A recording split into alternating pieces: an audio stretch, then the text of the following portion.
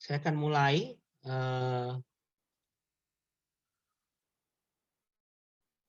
fotonya. Nanti kalau ada pertanyaan langsung aja ya, langsung menggunakan suara ya, karena saya tidak bisa melihat chat-nya. Oke, materinya tentang perulangan. Di dalam pemrograman kita sudah mempelajari 2 yang sebelumnya ya, yaitu tentang sekuensial, lalu kemudian tentang percabangan, dan yang terakhir adalah hari ini perulangan. Jadi kalau diibaratkan belajar bela diri, itu adalah belajar jurus dasarnya ya, atau belajar renang ini adalah belajar dasarnya. Ada 3 dasar utama, yaitu pemrograman sekuensial, pemrograman percabangan, dan pemrograman perulangan. Setelah Anda mempelajari 3 jurus dasar ini, maka sebenarnya lanjutnya itu adalah lebih ke ke algoritma-algoritma tingkat lanjut ya bisa dibilang, yang sudah lebih advance lagi. Sehingga saya mengharapkan sekali Anda itu menguasai 3 jurus dasar ini. Kalau jurus dasarnya nggak menguasai, maka nanti akan berikut-berikutnya jauh lebih sulit gitu. Nah, bedanya apa antara sekuensial, percabangan, dan perulangan? Kalau sekuensial berarti urut-urut saja. Contoh kasusnya adalah ketika Anda menghitung, luas lingkaran, luas persegi panjang misalnya, itu hanya menggunakan alur urut, yaitu bertanya, masukkan panjang, masukkan lebar, lalu kemudian dihitung luasnya sesuai dengan rumus, ya kan? Nah, kalau percabangan, ini berarti lebih ke bagaimana komputer atau sistem memilih alternatif-alternatif yang ada, ya. Bisa if-nya cuma 2 atau 3 atau 4 bahkan bertingkat, di mana selalu ada opsinya selalu 2, yaitu ya atau tidak, benar atau salah. Terus kemudian perulangan ini mirip ya, kalau Anda lihat flowchart-nya itu mirip banget dengan percabangan, bedanya hanya di bagian panah yang berputar atau panah yang menutup ya, menutup atau bisa dibilang sirkular ya. Panahnya ini ada circle-nya ini, ada perulangan di sini. Nah, karena yes lalu kemudian naik lagi, berarti dia akan mengulangi sesuatu. Ya, sampai kapan? Sampai selesai, artinya sampai dengan, panah ini tidak berulang lagi gitu. Yaitu dengan suatu kondisi yang tidak terpenuhi, atau bisa dibilang sampai dengan false. Jadi, kalau Anda terjebak di sini terus-menerus ya, di dalam perulangan ini terus-menerus, maka ada kemungkinan program Anda akan hang. Membuat program hang itu mudah.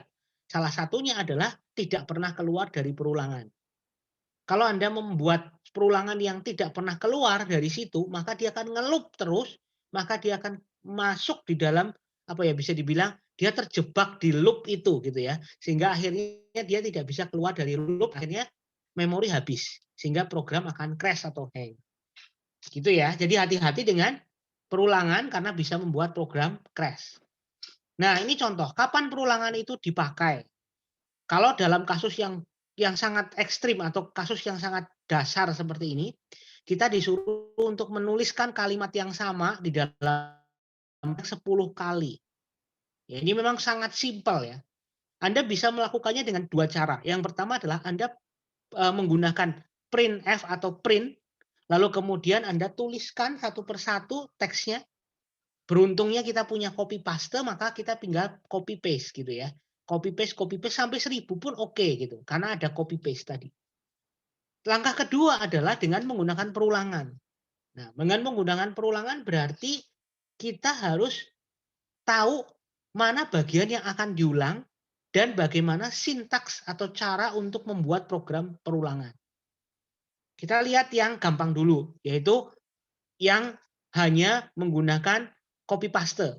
Kita bisa menggunakan contoh pada bahasa C printf ya, ditulis 10 kali dengan menggunakan copy paste. Program menjadi sangat panjang ya kan, dan filenya menjadi besar ya kan. Filenya menjadi besar, lalu kita sebagai programmer bisa dibilang melakukan sesuatu yang tidak efektif gitu. Kalau ini 1000 berarti harus diulang 1000 kali. Bayangkan aja copy paste 1000 kali walaupun itu bisa. Tapi nggak efektif sama sekali. Kita sebagai programmer nggak boleh dengan pakai cara seperti ini gitu. Maka kita harus menggunakan teknik perulangan.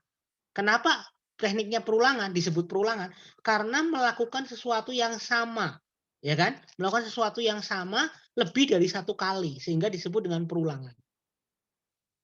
Nah, yang sama itu berarti di sini Anda perlu tahu mana bagian yang akan diulang dan bagaimana cara mengulangnya. Ini yang penting di perulangan ya. Bagian mana yang harus diulang dan bagaimana cara mengulangnya.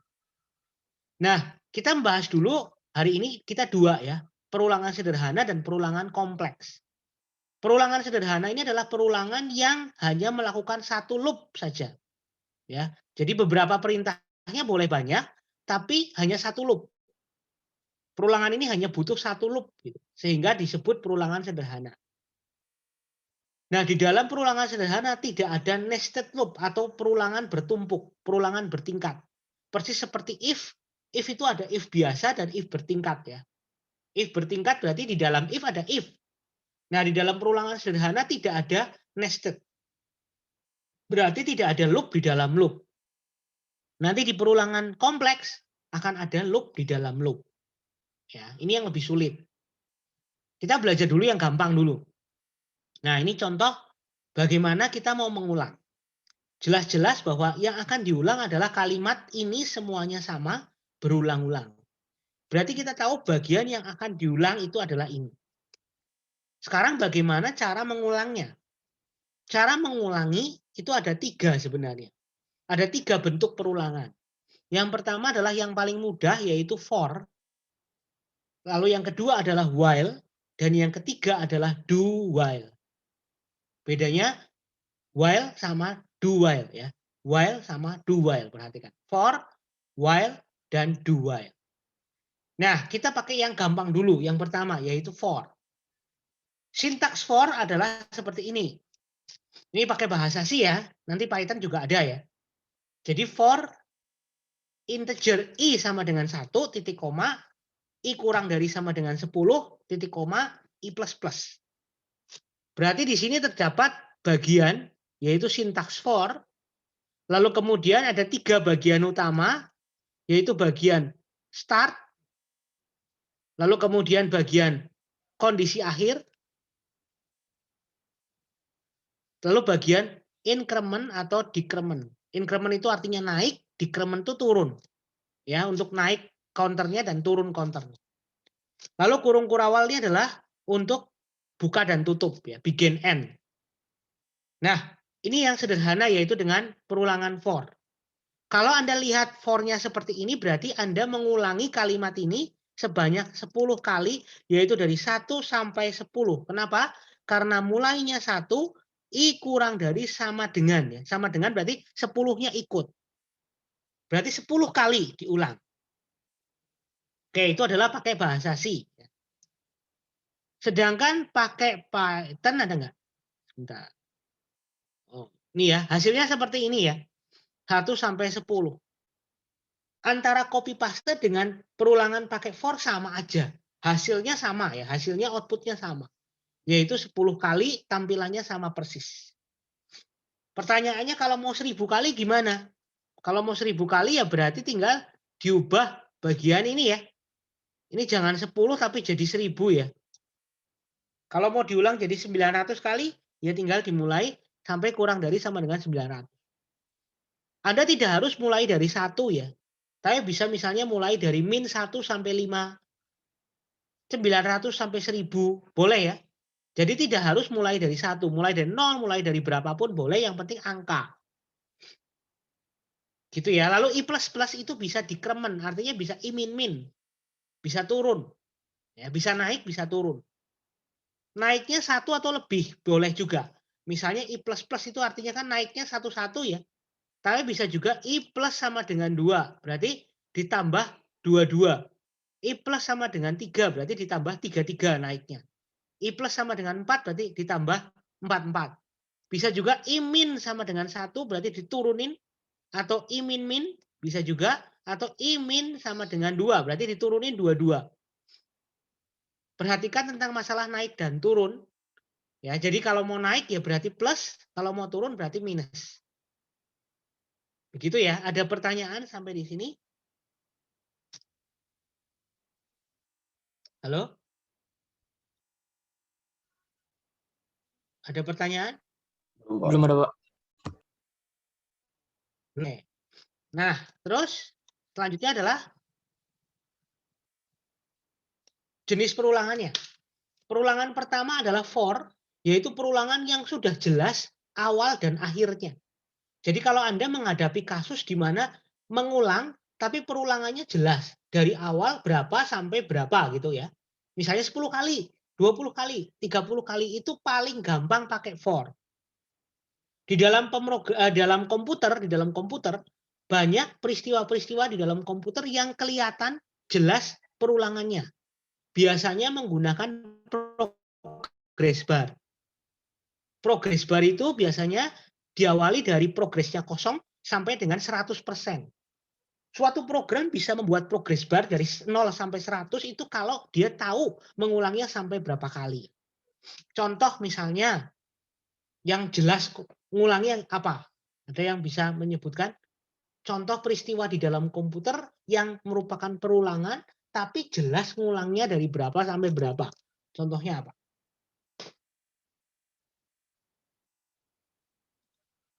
Ada yang bisa membantu saya? Copy paste, Pak, mungkin. Copy paste ulang apa? Apa yang diulang? Copy Mengambil paste. file terus memberi di suatu tempat sampai sebanyak file yang mau di copy. Oh, copy paste file maksudnya ya? Iya, Bukan Pak, gitu. copy paste text, copy paste file. Ya, oke. Misalnya Anda dari drive D gitu ya. Anda buat ada 3 file, terus kemudian Anda copy paste ke drive E misalnya kan.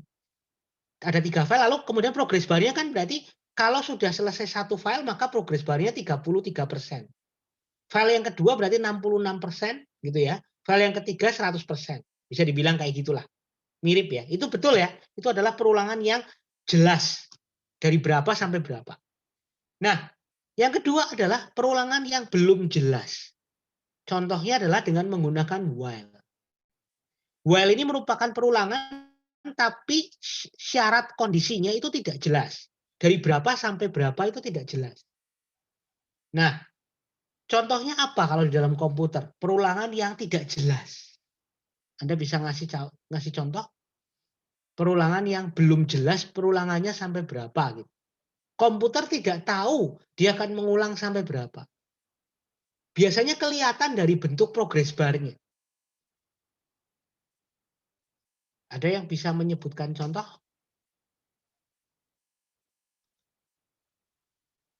Menurut kamu, Pak?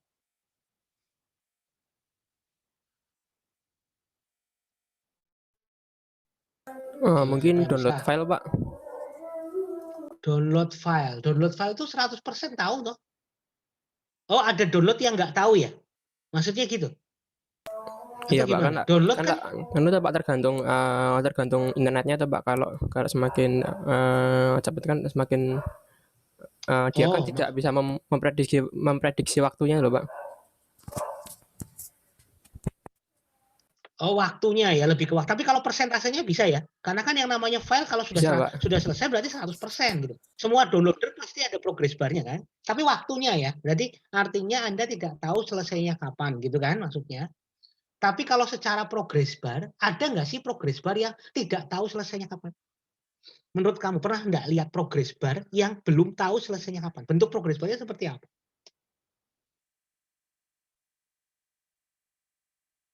Kalau progress bar-nya dari 1 sampai 100 kan tahu, kalian tahu kan, udah pernah lihat kan. Tapi kalau progress bar-nya itu nggak jelas itu, pernah nggak? Pernah lihat? Biasanya bentuk progress bar-nya seperti apa? Pernah tahu Windows XP kalau booting? Seperti apa Windows XP kalau booting progress bar-nya? Masih ingat? Warnanya hitam, Windows XP, terus kemudian progress bar-nya seperti apa? Bisa selesai sampai 100 nggak? Progress bar dia itu seperti lari-lari, kiri kanan, kiri kanan, kiri kanan, ya nggak?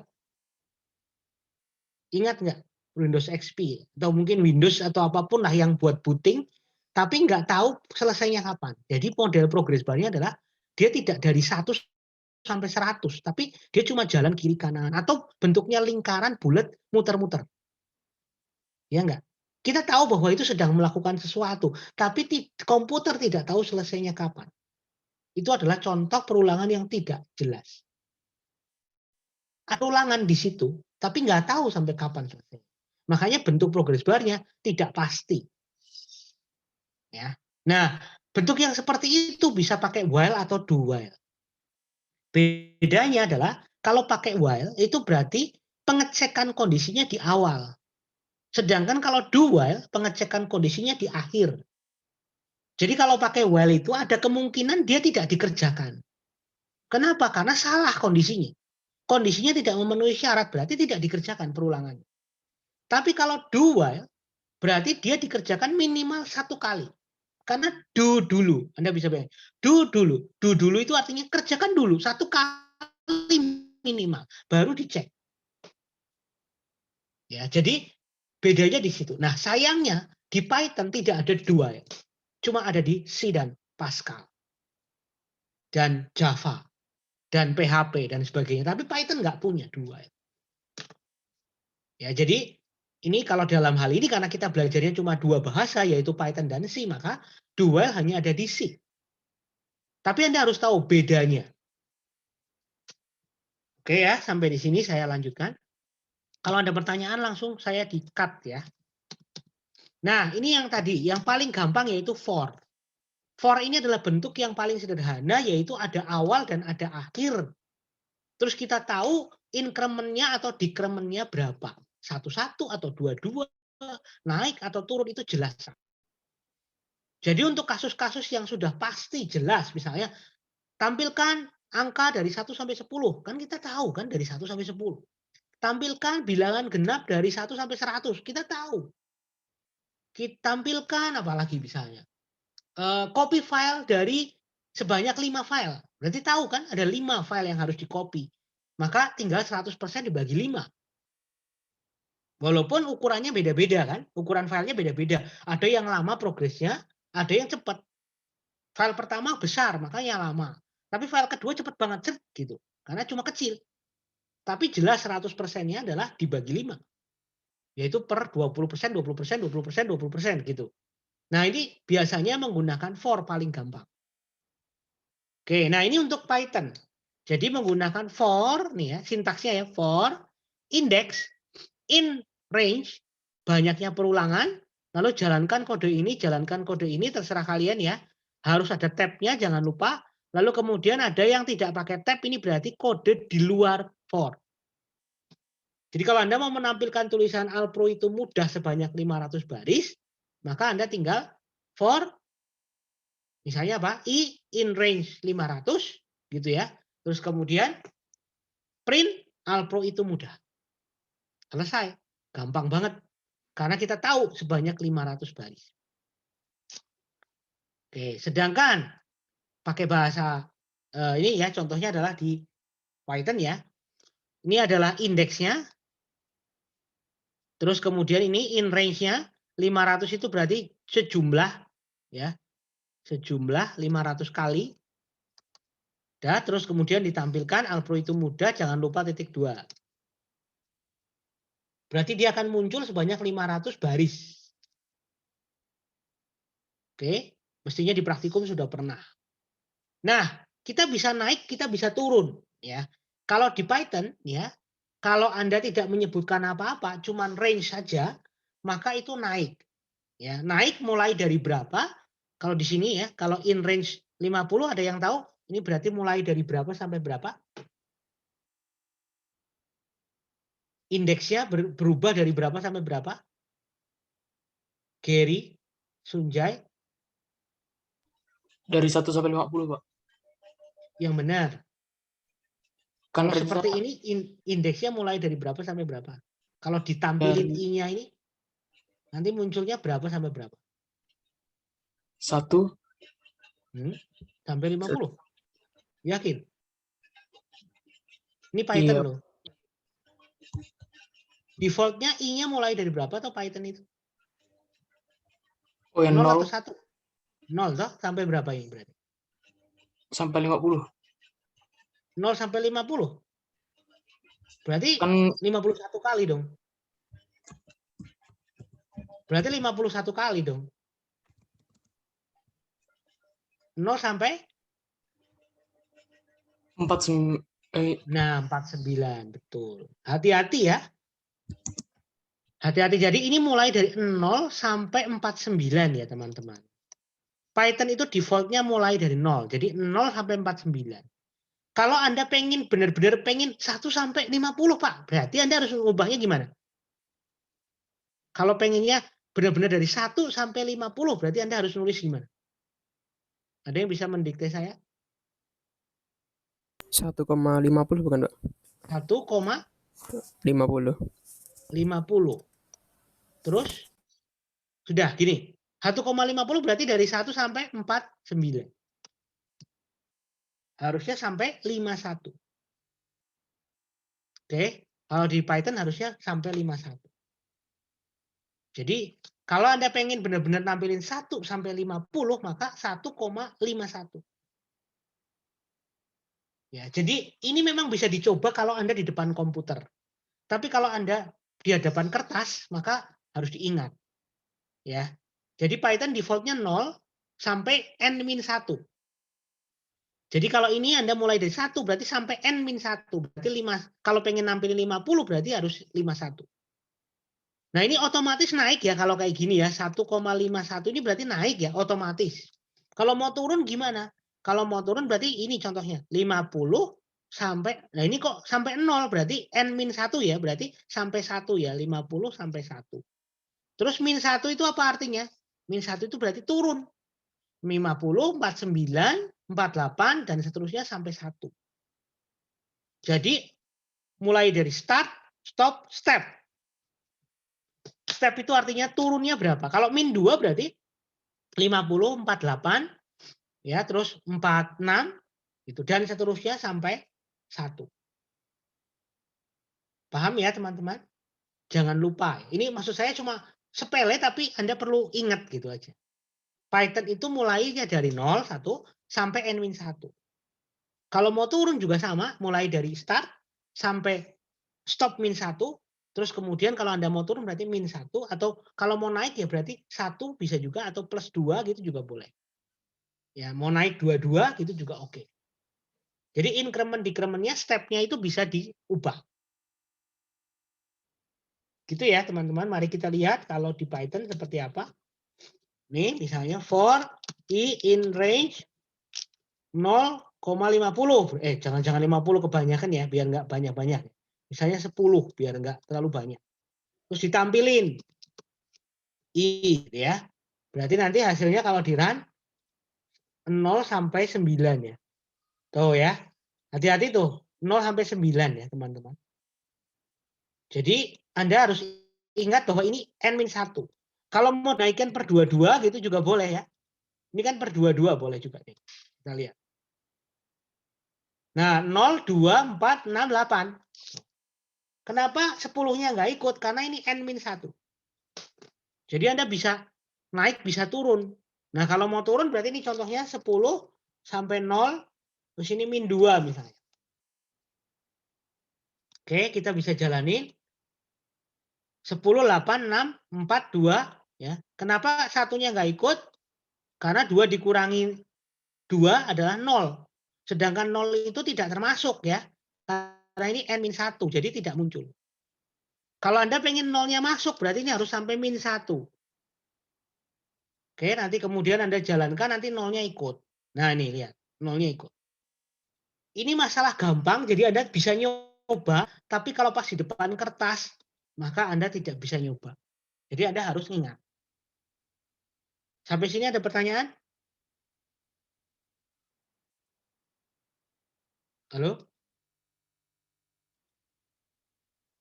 Gimana? Ada pertanyaan? Paham, Pak. Ya, paham. Oke. Saya lanjutkan. Kalau pakai bahasa sih, di sini lebih kelihatan menurut saya. Saya lebih suka sintaks ini. Kenapa? Karena ada bagiannya. Ini ada titik koma. Jadi jelas awalnya berapa, akhirnya berapa, increment atau decrementnya, dan itu 3 tempat. Jadi nggak mungkin lupa kalau saya bilang. Ya, nggak mungkin lupa. Ini contohnya. I sama dengan 1, titik koma ya, udah jelas toh. Titik koma berarti itu bagian pertama. I kurang dari sama dengan 500. Berarti Anda tahu, oh ini dari 1 sampai 500. Nggak membingungkan seperti Python. Kalau Python kan sering lupa itu. 0,50, oh sampai berapa ya? Sampai 50 apa sampai 49? Nah kan bingung tuh. Kalau nggak nyoba nggak bisa kan? Nah kalau ini jelas. Mulai dari 0 sampai kurang dari sama dengan 500 berarti 0-nya ikut, 500-nya ikut. Karena ini kurang dari sama dengan. Kan berarti jelas. Lalu di sini juga jelas. I plus plus. Oh berarti naik. Udah jelas. Naiknya 1-1. Kalau Anda pengen naik 2-2 berarti I plus sama dengan 2. Ya udah jelas. Jelas juga. Naik 3-3 ya I plus sama dengan 3. Gitu. Bisa. Oke. Sampai di sini ya. Sekarang saya akan tampilkan lagi contohnya di Python. Sekarang misal nih. Mulai dari 0 nih ya misalnya. Mulai dari 1 sampai 10. Kan berarti dari 1 sampai 9. Terus ini dikurangi. Minus. Oke, minus nih. Jadi 1 sampai 10 tapi minus 2. Kita lihat, hang nggak? Oke, tidak ya. Mulai dari 1 sampai 10 harusnya naik ya, tapi dikurangi minus 2. Nah ini tidak terpenuhi ya, bisa dibilang tidak terpenuhi. Jadi tidak bisa Anda itu geraknya naik tapi kok dikurangi, tahu ya maksudnya ya. Ini gagal nih Anda lihat. Tidak bisa jalan. Karena tidak logis. Naik tapi kok dikurangi. Ini nggak bisa ya. Tapi kalau ini turun bisa. Oke, sampai di sini ya.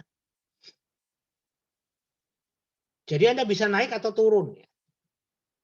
Nah ini contohnya mulai dari 1 sampai 500. Ini berarti 500 kali ya. Dari 1 sampai 500. 500-nya ikut, satunya ikut, 500-nya juga ikut.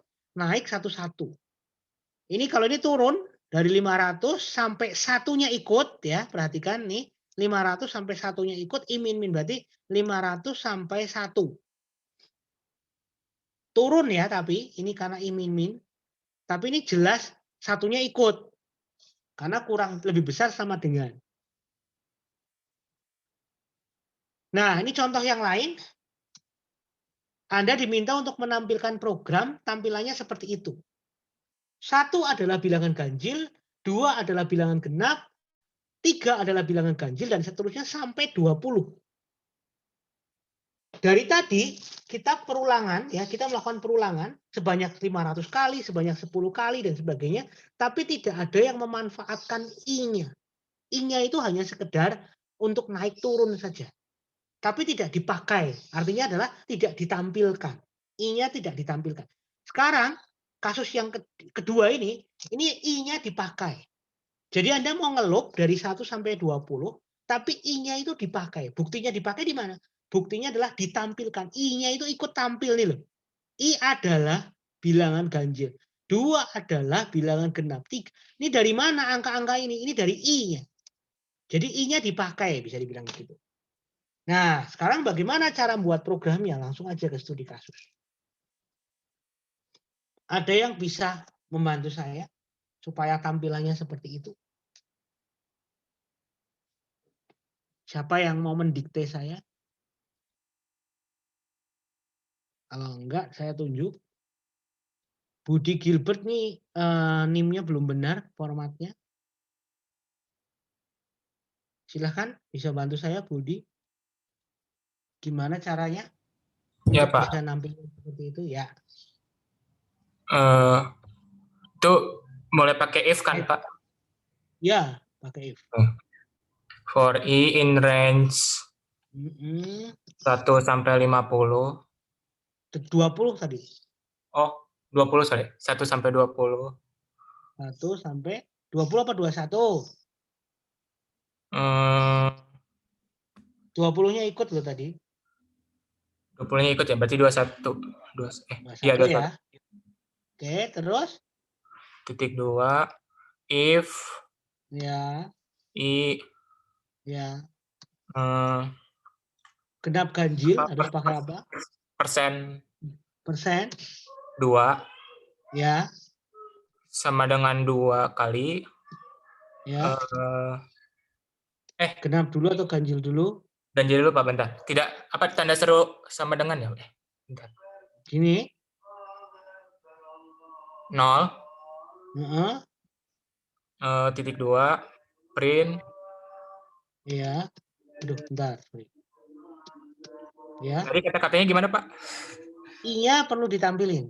Tampilannya itu I-nya genap apa ganjil gitu aja udah. Oh, Berarti print, I-nya perlu ditampilin. persen D ya gitu, lupa saya. Enggak perlu. I, I, koma, oh ya benar.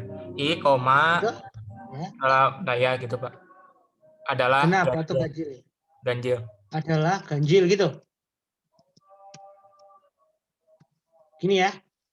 Ya, Terus terus kayak itu if pakai else atau enggak? hmm, ya pakai Pak. Else. Ya Pak, else. Else gini.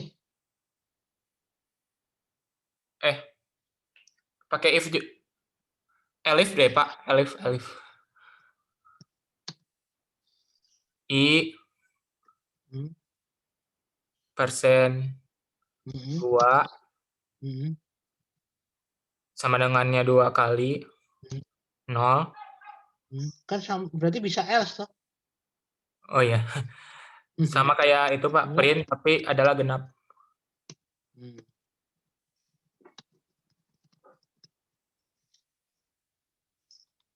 Gini ya. Iya Ya, Pak. kita jalankan ya. Betul ya, teman-teman?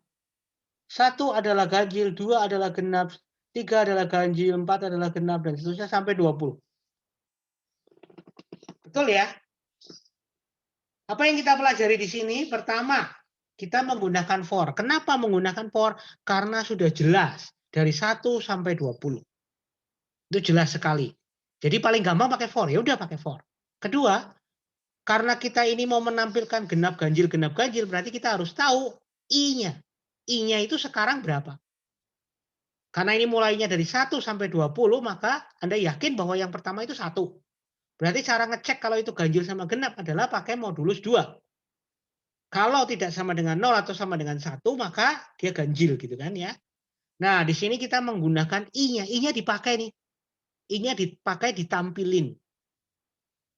Selain itu, Anda bisa pakai else saja juga sebenarnya nggak apa-apa ya. Lalu kemudian selain itu ya pasti genap. Karena kemungkinannya cuma 2 itu kan, ganjil sama genap. Untuk mempersingkat, Anda ganti gini aja. Ada pertanyaan tentang ini? Jadi yang kita pakai di sini adalah I-nya digunakan ya. Bisa dibilang begitu. I-nya itu kita pakai. I-nya itu digunakan untuk ditampilkan. Oke, saya lanjutkan karena udah mudah. Nah, ini ya, I-nya dipakai ya. Dan I ini bisa dimanipulasi ya. Artinya kita bisa main-main dengan I. I-nya ini bisa kita mainkan sedemikian rupa. Ini sangat berguna dalam hal ini. Ini pas urut ya, 1, 2, 3, 4, 5, 6, sampai 20. Tapi bisa juga tidak urut. Jadi ini bisa kita mainkan. Intinya angka I ini menjadi penting dalam kasus-kasus tertentu. Oke, saya lewati sekarang. Ini sudah ya, tentang I-nya tadi. Sudah. Nah, pakai C juga sama ya. Bedanya adalah pakai persen D ya. Jadi bedanya di situ. Karena ini pakainya bahasa C, maka ada sintaks yang berbeda. Pertama, ini ya, apa namanya, I sama dengan 1 nih. Titik koma, jangan lupa I kurang dari sama dengan 20. Tidak perlu sampai 21 ya, karena ini sudah sama dengan 20, berarti sampai dengan 20. I plus plus berarti naik. Modulusnya sama. Printf-nya ini persen D, lalu ditampilkan I-nya. Ini juga persen D, ini juga ditampilkan I-nya. Lainnya sama. Ini berarti pakai bahasa C ya. Nanti dipelajari lebih lanjut ya. Nah, terus kemudian sekarang ada contoh kasus lain, yaitu menampilkan bilangan bulat positif kelipatan 4 yang nilainya kurang dari 100. Ada yang membantu saya? Mau pakai C atau mau pakai Python? Pilih.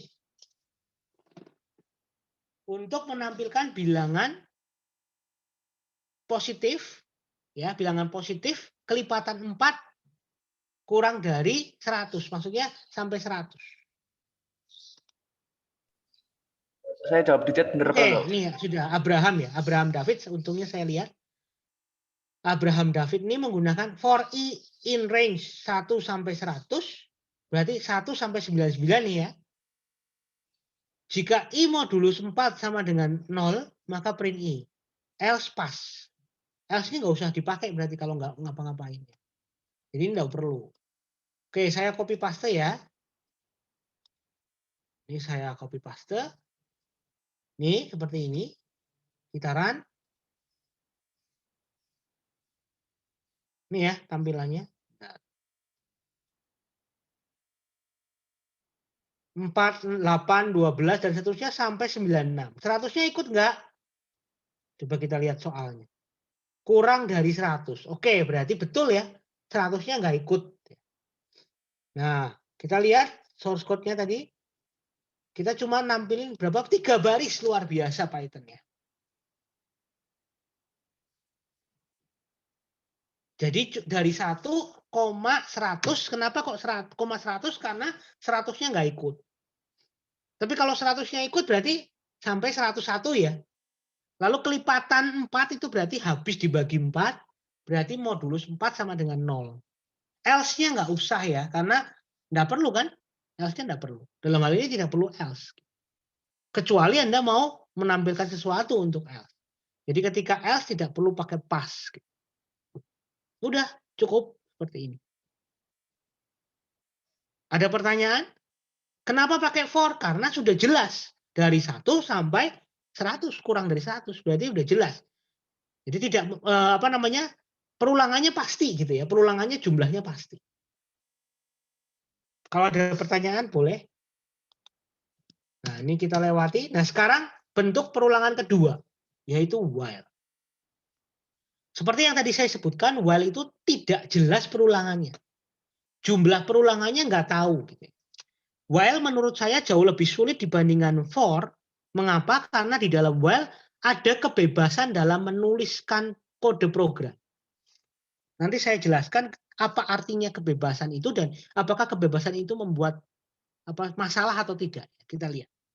Bentuk for dapat diubah menjadi while, tapi tidak semua bentuk while dapat diubah menjadi for. Oke, nah kita lihat nih. Ini bentuk umumnya.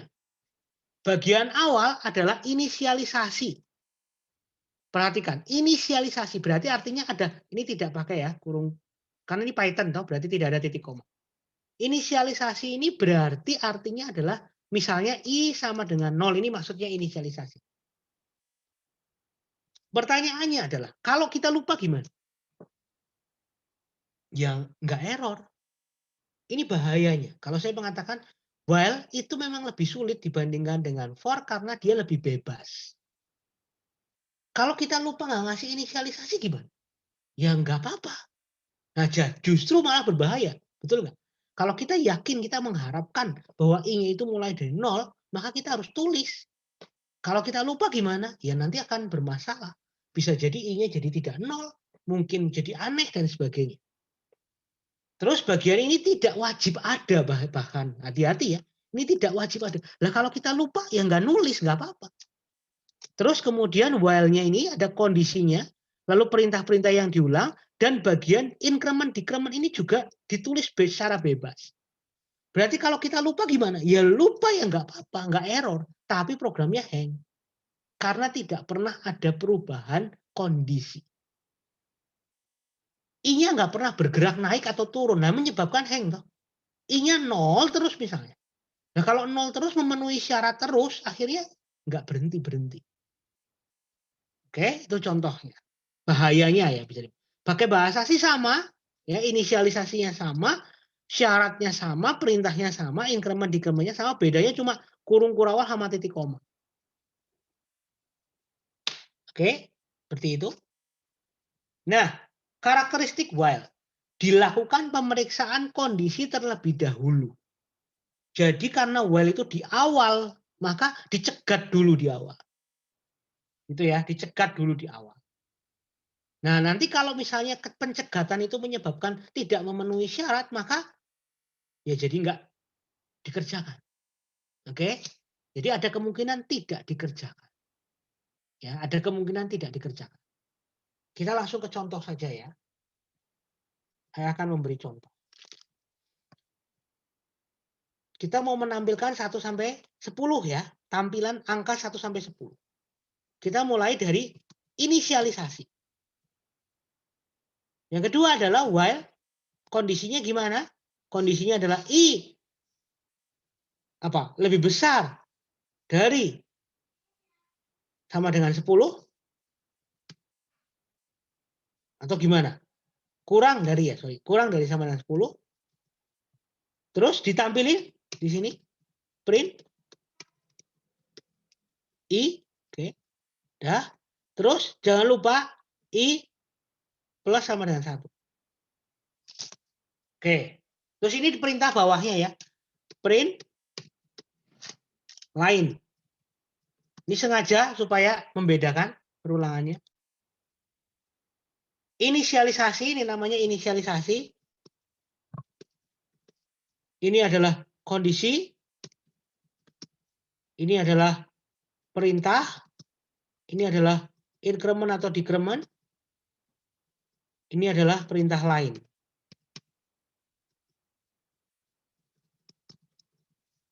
Oke, seperti itu saya jalankan. Hasilnya adalah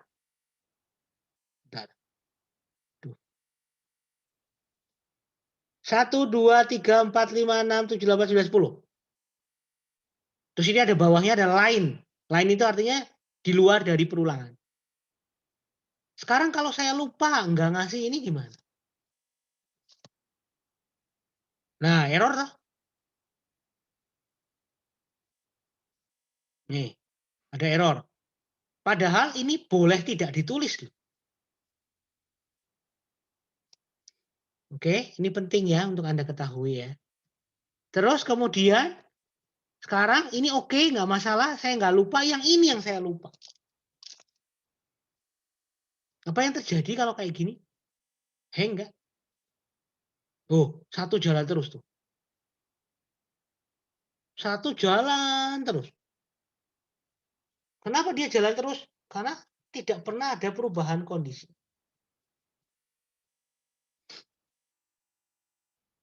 Setuju teman-teman? Anda tahu maksudnya kenapa ini jalan terus? Ada yang mau bertanya? Kenapa bisa jalan terus? Kenapa hang? Karena tidak ada perubahan kondisi. Coba lihat. I-nya 1 kan? 1 kurang dari 10 ya. Maka dia tampilin angka 1. Habis itu kan nggak ada perintah lagi nih. Habis itu dia cek lagi. I-nya berapa? 1. 1 kurang dari 10 ya. Tampilin 1. 1 kurang dari 10 tampilin 1.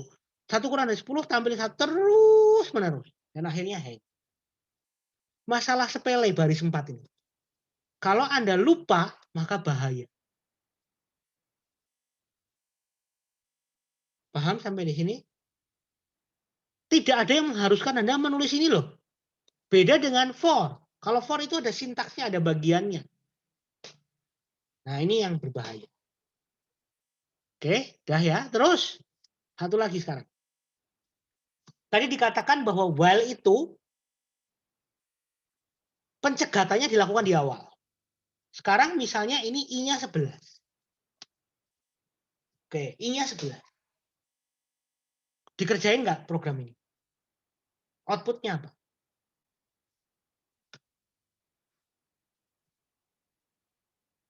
Ada yang bisa menjawab? Anabel? Lain doang, Pak. Ya? Lain doang ya? Tadi kamu bilang gitu ya? Lain doang. Iya, betul. Coba kita jalankan, cuma lain. Kenapa cuma lain? Karena ini memang tidak memenuhi syarat. 11 kurang dari sama dengan 10? Tidak. Ya enggak? Tidak. Nah, karena tidak, maka ini tidak ditampilkan, ini juga tidak dijalankan, cuma perintah lain. Jadi ini yang dimaksud dengan ada kemungkinan program tidak dikerjakan. Karena dilakukan di awal pencegatannya. Gitu ya. Jelas ya sampai di sini ya. Oke. Dah, terus ini adalah contoh pengubahan dari for ke while. Di sini kalau for jelas sekali ada bagiannya. Ini bagian awal, ini bagian akhir, ini bagian increment decrement. Tapi kalau bagian ini bagian awal, ini juga opsional, saya kasih tanda tanya. Ini oke, ini wajib ya, wajib karena sudah ada di kurungnya. Lalu I++ ini juga opsional. Nah, ini bahayanya dua. Kalau di for pasti ingat. Ya kan? Nah, sekarang kalau pakai Python, I-nya oke, ada range. Range ini 1 sampai 20, kayak tahu, tapi nggak ada I++-nya. Berarti di sini juga kalau di-convert ini bisa lupa. Ya, ini juga bisa lupa. Jadi ada apa ya? Bisa dibilang saya mengatakan while itu lebih fleksibel tapi berbahaya. Lebih berbahaya daripada for. Terutama kalau cepat-cepat programnya belum di-save, sudah di-run duluan, hang, programnya hilang, crash, nangis. Jadi hati-hati programnya udah nulis panjang-panjang sampai 3000 baris. Dah, terus kemudian Anda run, lupa kalau itu ada loop unlimited.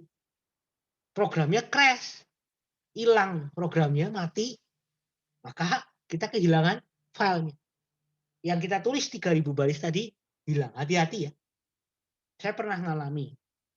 Jadi artinya kayaknya sepele ya. Tapi namanya program crash kita sudah nggak tahu. Bisa hilang, bisa mati, bisa macam-macam kan. Namanya crash kok. Bisa restart programnya dan lain-lain. Ya kalau masih bisa diselamatkan lah. Kalau belum di-save. Nah, oke. Terus dari sisi flowchart, Anda bisa lihat kalau for sama while itu inisialisasinya di awal, pemeriksaan kondisinya di awal. Ini for sama while ya. Pemeriksaan inisialisasinya di awal, pemeriksaan kondisinya juga di awal. Oke, jelas ya di sini ya.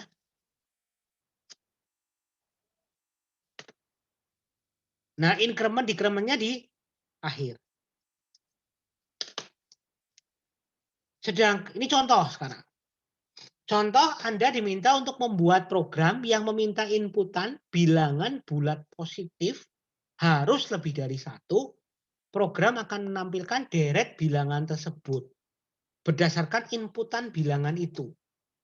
Kalau bilangannya yang diinputkan genap, maka deret berikutnya, suku berikutnya adalah bilangan tersebut dibagi 2. Jika berikutnya adalah ganjil atau yang diinputkan ganjil, maka suku berikutnya adalah bilangan tersebut 3 ditambah 1. Lakukan terus-menerus programnya, deretnya itu di-generate begitu ya, sampai didapatkan bilangan 1. Berarti dia akan turun gitu sampai akhirnya jadi angka 1. Pertanyaannya adalah program harus bisa menampilkan deretnya sekaligus berapa kali program itu dijalankan. Oke, contoh. Kalau Anda masukin angka 7, maka deret akan muncul. 7 itu ganjil. Maka kalau ganjil berarti 7 dikali 3 ditambah 1 sama dengan 22. Kalau sudah 22 ini genap, maka 22 dibagi 2 sama dengan 11. 11 itu ganjil, maka 11 kali 3 ditambah 1 sama dengan 34. Dan seterusnya sampai hasilnya akhirnya adalah 1, berhenti. Kalau diinputkan 11, ini hasilnya. Pertanyaan saya adalah, kalau membuat program seperti ini pakainya for atau while? Itu langkah pertama dulu. Ini jelas mengulang. Tapi pertanyaannya adalah pakai for atau while? Sesuai dengan teori kita tadi, karena ini adalah perulangan yang tidak jelas berakhirnya kapan, betul nggak? Maka lebih cocok pakai while.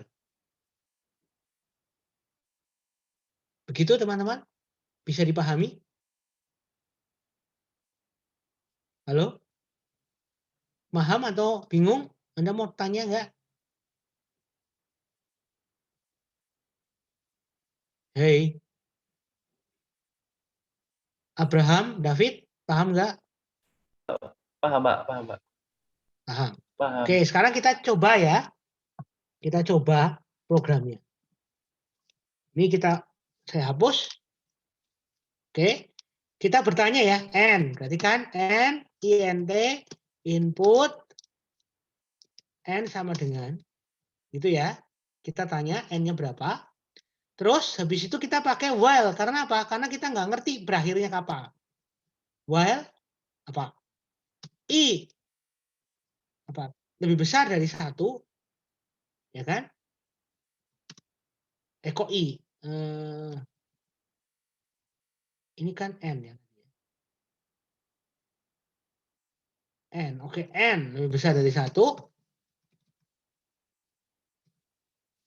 Jika N lebih besar dari 1, maka jika N modulus 2 sama dengan 0, ini kan genap ya, maka N sama dengan N dibagi 2. Else, kalau ganjil, maka N sama dengan N dikali 3 ditambah 1. Sesuai dengan contoh kasusnya. Terus ditampilin N-nya. Dah, seperti itu.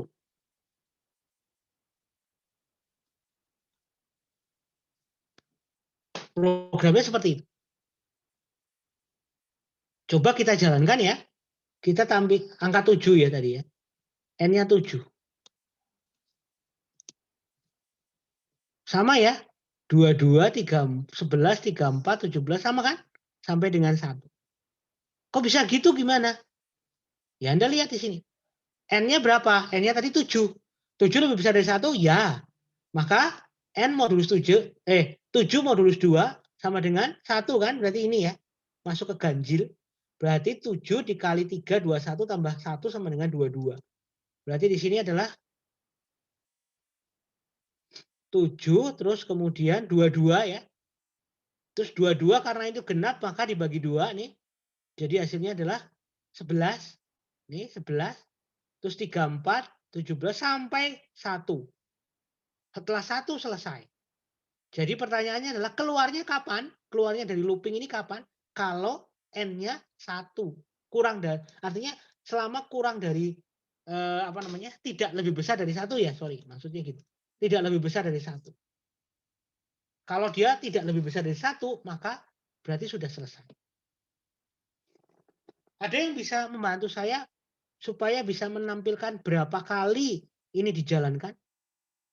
Gimana caranya? Di bawah sini, di bawahnya 1 ini, saya tampilkan titik-titik kali. Gimana caranya? Saya harus menambahkan apa? Variable counter, Pak. Counter. Berarti saya harus menginisialisasi di sini ya. Counter sama dengan berapa? 0. 0. Oke. Terus saya taruh di mana? Counternya itu bertambah kapan? Mau digabung atau kalau digabung di if sama Digabung. di else-nya ditambah semua, dikasih semua. Di sini. Di sini? Di situ juga bisa. Oke, ya. Counter plus sama dengan 1 ya. Gitu. Ya. Terus ditampilin di bawah ya, ini. Di luar atau di dalam looping? Di luar.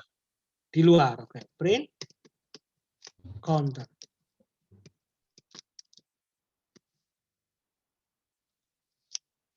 Ini ya. Sekarang kita jalankan lagi. N-nya 7. 16 nih. Berarti 16 kali. Oke, 16 kali. Kalau 7 itu berarti 16 kali. Berarti ini saya kasih kali. Nah, gini ya. Berarti kalau saya jalankan 7, maka hasilnya adalah 16 kali. Nah, 16 kali. Kalau berapa tadi? Contohnya selain 7? 11. Oke, kalau 11 berarti coba ya. Maka 14 kali. Ada pertanyaan tentang ini?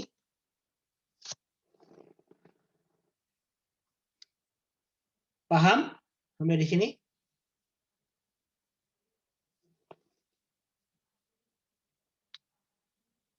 Oke, saya lanjutkan. Ini ya, sudah ada source code-nya, saya tidak perlu membahas. Pakai bahasa sih sama, ya, bedanya cuma persen-persen aja. Persis ya. Terus kemudian contoh kedua adalah ada seseorang yang ingin menghitung rata-rata nilai ujian. Ini paling sering dipakai. Kasus seperti ini sering. Yaitu menghitung rata-rata. Menghitung rata-rata berarti Anda harus tahu berapa sih jumlah datanya. Lalu di total datanya dibagi N. Betul nggak? Berarti pertama kali karena ini kita dinamis, maka Anda harus bertanya pada pengguna berapa yang mau dimasukkan nilainya. N-nya berapa? Nah, misalnya N-nya 10, berarti Anda harus menerima input sebanyak 10 kali. Setelah itu dibagi 10. Dijumlah, di total, dibagi 10. Kasus seperti ini gampang sekali. Kenapa? Karena kita tahu berakhirnya kapan. Perulangannya tahu sejumlah apa. Yaitu sebanyak N. Nah, karena sudah tahu sebanyak N, maka kita paling gampang pakai for. Ya, paling gampang pakai for. Oke, ini misalnya jumlah siswanya 5. Masukkan nilainya 40, 50, 60, 55, 45. Rata-ratanya berapa? Ya tinggal di total dibagi 5. Selesai.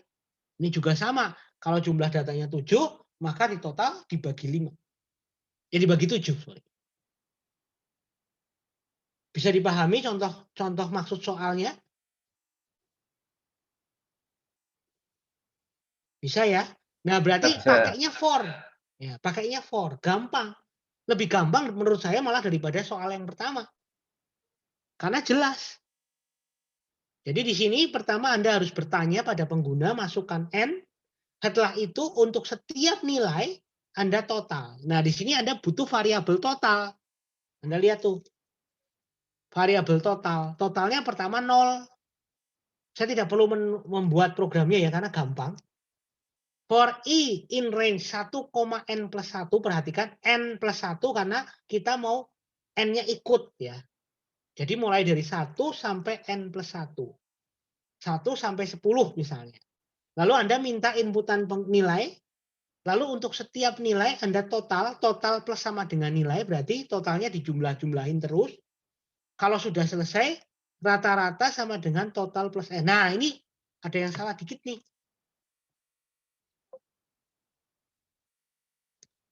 Ini harusnya tidak seperti ini. Bentar. Wah, ini nggak bisa.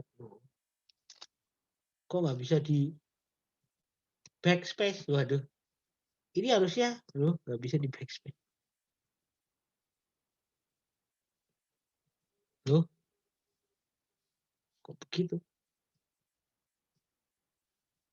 Ini harusnya di luar itu ya. Jadi ini harusnya di, wah. Ini saya copy paste ya. Masukin ke program ya. Ini ya. Jadi harusnya adalah, nah seperti ini maksudnya. Rata-rata tidak ikut di loop ya. Jadi setelah selesai mentotal, lalu dihitung rata-ratanya.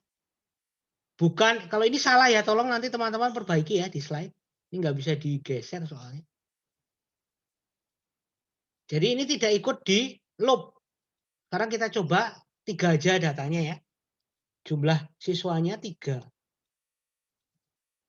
Nilai pertamanya 10, nilai keduanya 20, nilai ketiga harusnya di 3 berapa? 23,3.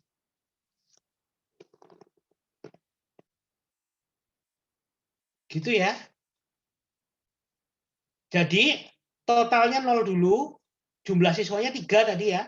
Lalu Anda jalankan looping dari 1 sampai 4, berarti 1 sampai 3 dalam hal ini. Terus kemudian nilai sama dengan masukkan nilai, berarti Anda menerima input nilai dalam bentuk integer. Lalu totalnya 0 ditambah nilainya. Jadi berarti kalau ini contohnya adalah total 10, total adalah 10 tambah 20, total adalah 30 tambah 40, sama dengan 70 dibagi 3.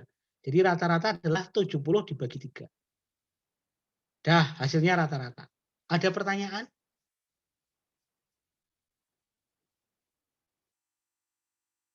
Ada pertanyaan, teman-teman?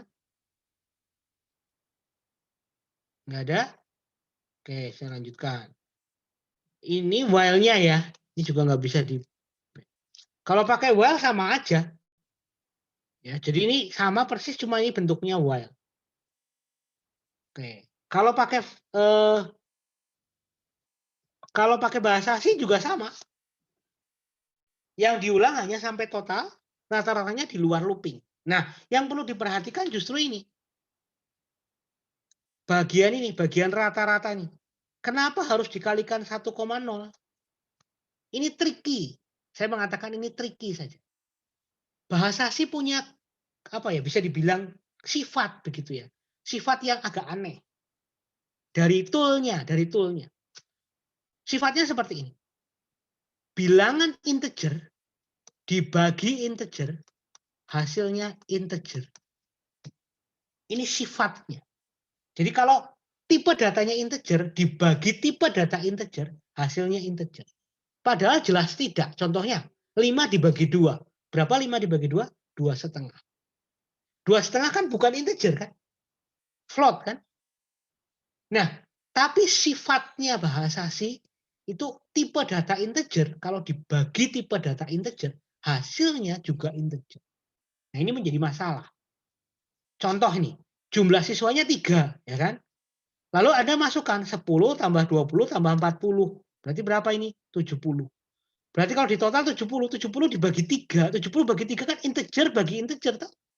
Harusnya tadi 23, kan? Nah, nanti hasilnya menjadi 23,0. Kan aneh. Maka dari itu harus dikalikan 1,0 supaya seolah-olah tipenya float. Nah, saya akan buktikan. Sederhana saja. Ini pakai bahasa C ya. Ini pakai bahasa C. Membuat pusing mungkin ya bagi yang pertama kali lihat.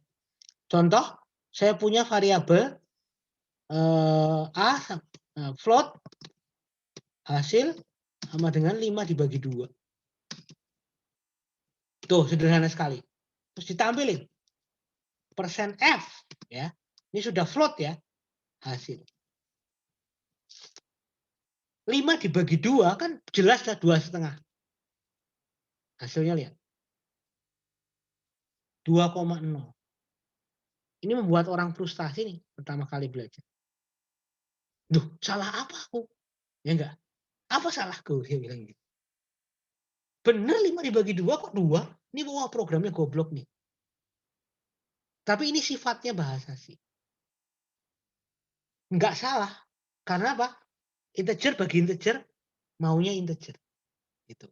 Padahal sudah float loh tipe datanya, tetap 2,0. Nah terus solusinya gimana? Solusinya dikalikan aja 1,0. Ini cara pertama. Maka hasilnya float kan ini. Berarti nanti jadi float kan. Nah kalau integer dibagi float, hasilnya float. Kita lihat. Kok masih dibagi? Kok masih? Bentar. Float 5 dikali. Oke, coba ya. Oh, tetap nggak bisa ya. Gini mungkin, bentar ya. Saya coba dulu ya. Bisa nggak?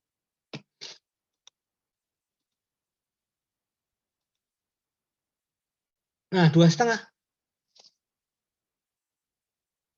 Padahal kan kali 1,0 kan 1 kan? Berarti nggak mengubah apa-apa maksudnya. Tapi ini tricky istilahnya. Langkah kedua adalah pakai cara lain. Yaitu Anda tetap, ini 2, tapi ini dijadikan float semua. Nah, ini otomatis bisa 2,5. Oke. Langkah ketiga, cara ketiga adalah ini tetap integer. Ini tetap integer, tapi di casting. Casting itu artinya dipaksa. Nih, jangan cara begini. Maka Anda bisa jalankan, hasilnya adalah 2,5.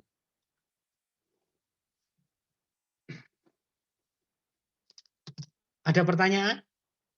Jadi ada 3 cara. Pertama dikalikan float. Yang kedua dijadikan float langsung. Yang ketiga adalah di casting. Paling gampang mungkin casting ya. Lebih enak kok. Tetap gitu, tidak diubah apa-apa, cuma ditambahi float. Ada pertanyaan, teman-teman?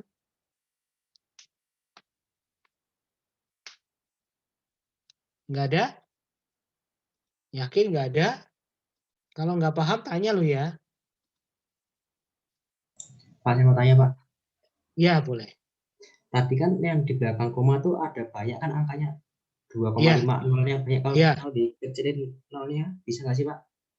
Di belakang Nolnya koma diapain? di belakang koma jadi 1 angka aja bisa nggak sih? Oh, oke. Pakainya ini persen titik 2F ini. Ini kan persen titik 1F misalnya.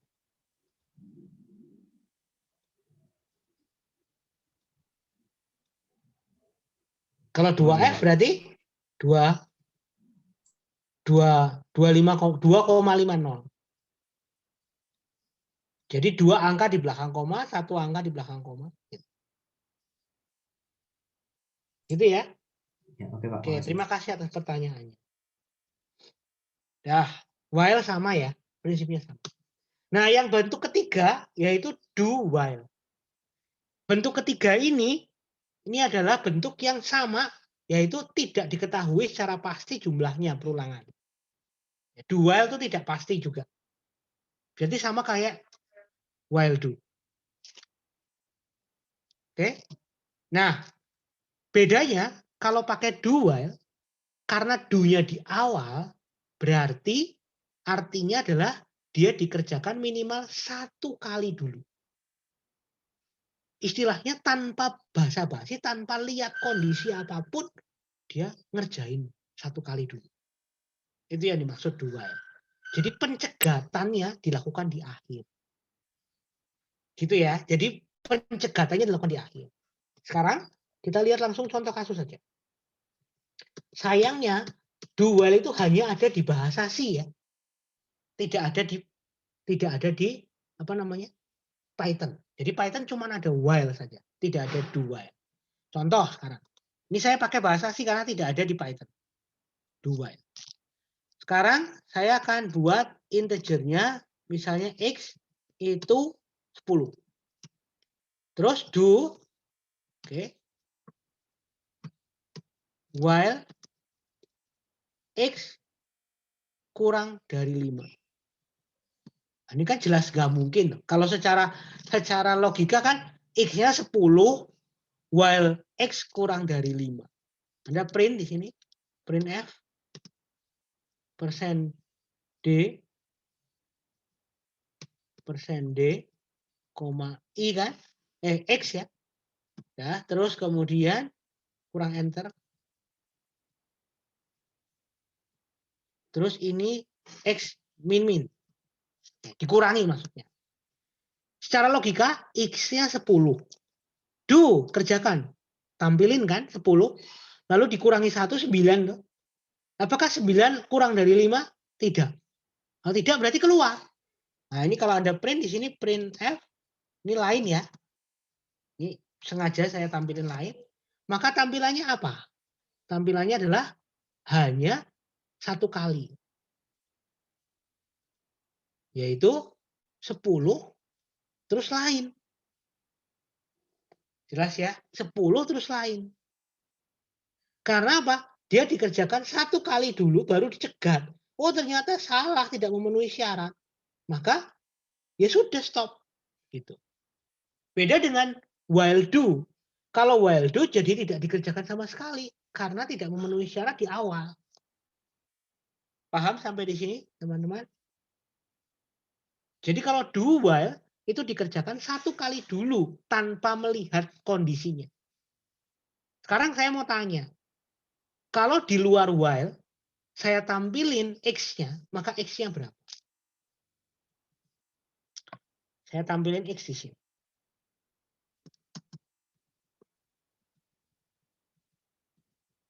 Nah, kira-kira X-nya berapa, teman-teman? Ada yang bisa menjawab saya? Gian, Nathan? X-nya berapa? Gian, Nathan?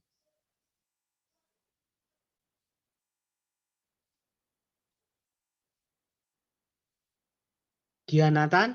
Halo, ada nggak? Gian, Nathan? Nggak ada?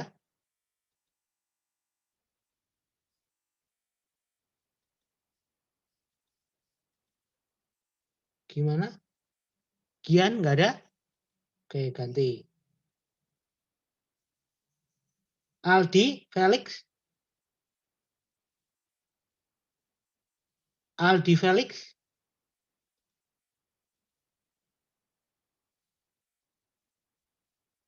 Aldi, Felix jawabnya 5 katanya. 5 dan lain. Ada yang mau menjawab yang lain? Renaldo, Surya? Berapa Renaldo, Surya? 9 bukan sih, Pak? Berapa? 9. 9. 9 terus lain ya. Lainnya kan muncul toh. Ya, Berarti 9 ya. Tadi ada yang jawab 5, ada yang 9. Harusnya berapa? Saya setuju yang 9. Coba kita jalankan.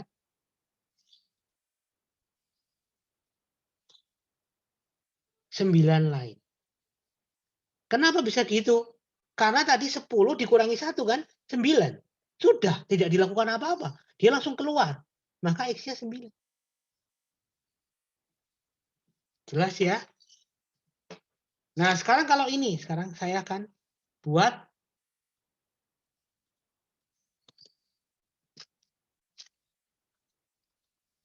sekarang seperti ini. 10 ini sekarang sudah tidak tidak salah lagi ya. 10 lebih besar dari 1 kan terpenuhi nih. Berarti dia turun nih. 10, 9, 8 dan seterusnya. Pertanyaan saya adalah berapa bagian ini? Ini berapa? Kalau programnya seperti ini maka baris 9 itu outputnya berapa? Ada yang bisa menjawab? Joshua Wanggai? Iya, Pak. Ya, menurut kamu berapa? Ini loh ya, bagian nomor 9. X-nya 10. Terus I min min, X min min, terus X lebih besar dari 1. Berapakah? 10, 9, 8, 7, Ya, terus. 5, 4, 3, Terus. 2, sama lain. 2 sama ini persen deh loh, masih ada persen deh. Ini X-nya berapa? Berapa?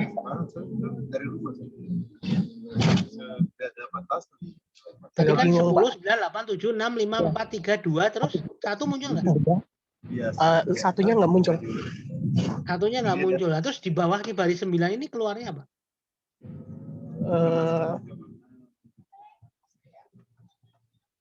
Oh, 1.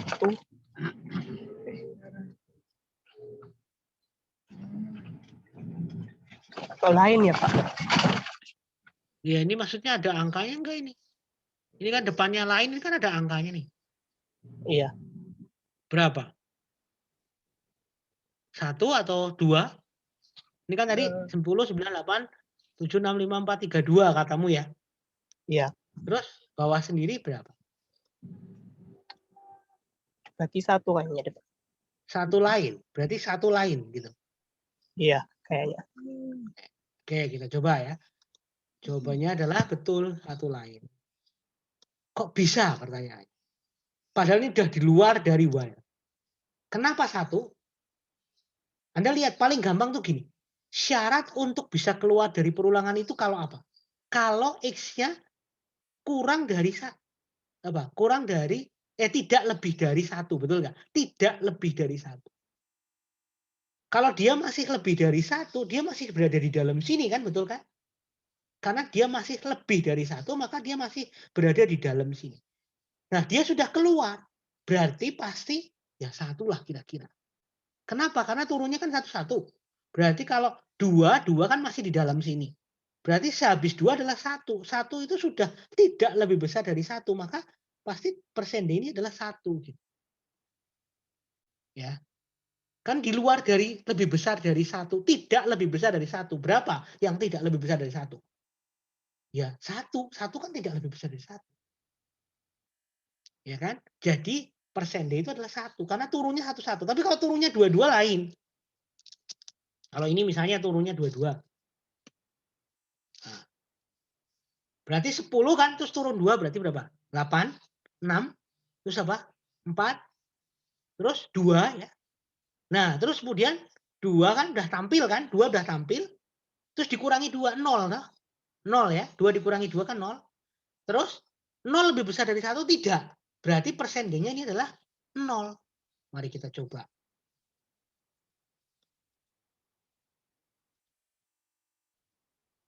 Nah, perhatikan. Jadi tidak selamanya Anda itu ditanyain perulangan hanya di dalam looping saja. Tapi juga bisa pertanyaan di luar looping. Counternya terakhir berapa? Itu yang penting Anda bisa. Anda harus bisa logikanya. Counter di luar looping terakhirnya berapa? Ini pertanyaan yang menjebak kadang-kadang. For juga boleh ya. Misalnya ya, for, ini contohnya misalnya ini. Contoh sederhana ya. Ini saya langsung di bawahnya sini. For X sama dengan 1 nih. X lebih besar sama dengan 10. X plus plus. Oke. Dah kan ditampilin toh, sesuatu ditampilin. Terus kemudian Anda tampil di sini. Persen D.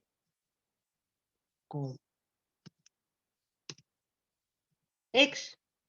Kira-kira berapa? Ini nggak ngapa-ngapain lagi. Ini sengaja saya kosongin. Baris nomor 14 ini outputnya berapa? Ada yang bisa menjawab saya? Ini program ini jalan bareng ya, artinya diurut ya, sesuai dengan urutan. Tadi Anda tahu hasilnya sudah seperti itu, lalu kemudian dilanjutkan dengan baris 11 sampai baris 14. Pertanyaan saya, baris 14 itu outputnya berapa?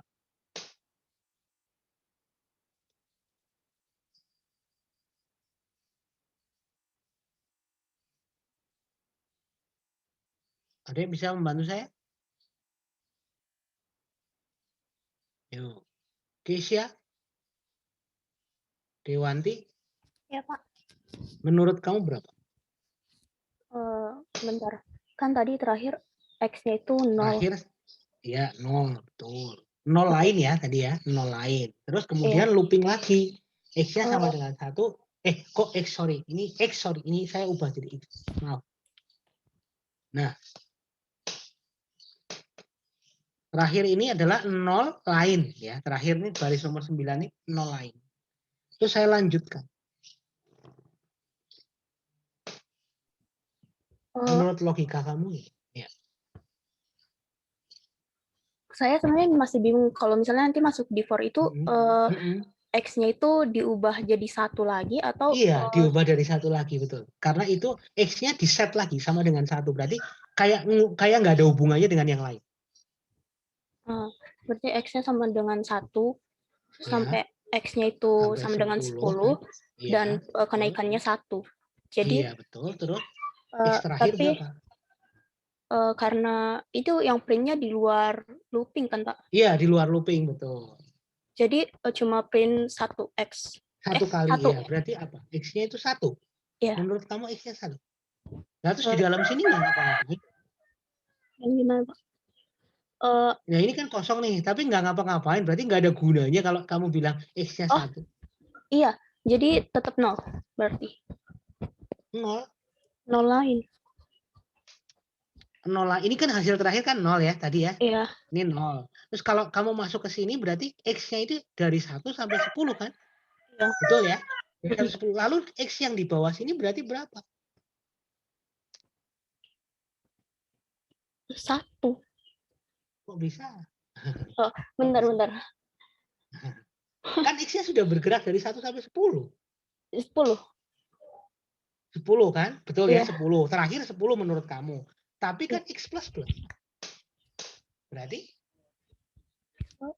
11. 11. Coba ayo kita buktikan. 11 jawabannya. Oke, sorry. Kurang titik koma. Hasilnya 11. Tuh. Mari, bingung atau tidak? Kok bisa? Ini nggak usah dipikirin ya. Sampai dengan baris 9 tuh nggak usah dipikirin. Karena direset lagi. X-nya dimulai dari 1 lagi. Berarti nggak usah dipikirin kan sampai dengan baris 9. 1 sampai 10 walaupun di baris 12 tidak melakukan apa-apa sedikit pun. Tapi dia tetap jalan. 1 tambah 1, 2, 3, 4, 5, 6, 7, 8, 9, 10. Udah kan? Sampai di sini masih memenuhi syarat ya. Terus 10 X plus plus. Berarti terakhir adalah 11. Secara logika saja. Bagaimana supaya dia bisa keluar dari loop for? Loop for itu keluar kalau sudah lebih besar dari 10. Kalau tidak masih di dalam loop for. Betul nggak? X plus plus itu menyebabkan dia keluar di dalam loop for. Maka X kurang dari sama dengan 10 itu masih di dalam loop for. X plus plus adalah 10 plus 1 sama dengan 11. Maka ketika ditampilkan di baris 14 hasilnya adalah 11. Jangan bingung ya teman-teman. Ini perlu latihan. Jadi nanti kalau kalian bingung belajarnya gimana, lah ini aja sudah termasuk belajar. Anda ngelup kayak gini, ini sudah belajar. Anda bisa menebak. Berapa X-nya di baris 14? Itu kan kayaknya sepele. Toh. Anda mungkin nggak akan kepikiran untuk belajar seperti itu. Tapi ini logis sekali. Coba Anda lihat. Bagaimana caranya supaya dia bisa keluar dari baris 11 sampai 13 adalah kalau X-nya sudah lebih besar dari 10. Betul nggak? Karena X kurang dari sama dengan 10 itu masih masuk di dalam looping. Jadi X plus plus itu menyebabkan dia keluar di dalam looping. Berarti X sama dengan 11. Ditampilinlah di baris 14, ya 11. Kalau dibalik sama ya teman-teman. Mari kita coba lagi biar tambah pusing. Mari. Ini kalau dibalik sekarang. Ini X lebih besar sama dengan 0. X min min. Nah, Anda bingung lagi nggak? Berapa X-nya? Ada yang bisa membantu saya? Di baris 14 berapa X-nya?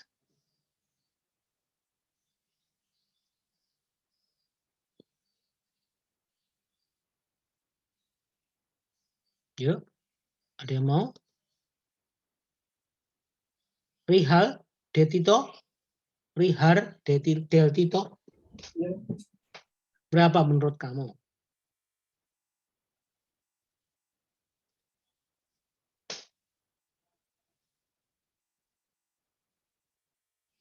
Dia naik apa turun? Turun. Turun, oke. Berarti 10 kurangi 1, 9, teruskan. Turun ke 9. Terus? 9. 8. Terus 7, sampai habis. 9, sampai habis. Ya. Sampai 0. Sampai 0, betul. Sampai 0 ya. Ya. Terus X min kan? Iya. Itu min 1. Terus berarti X-nya berapa? Min 1. Min 1, betul. Oke, sekarang kita coba jalankan. Apakah benar min 1?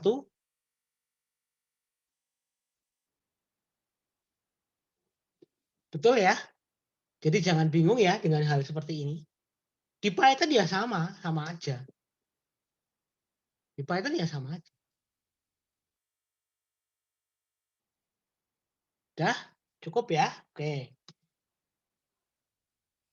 Kita kembali ke sini. Jadi while, do while itu penting. Anda lihat di sini bahwa kalau do while berarti ya, kalau do while berarti apa? Ini dilakukan dulu 1 kali minimal, baru dicek. Kalau dicek salah, maka stop.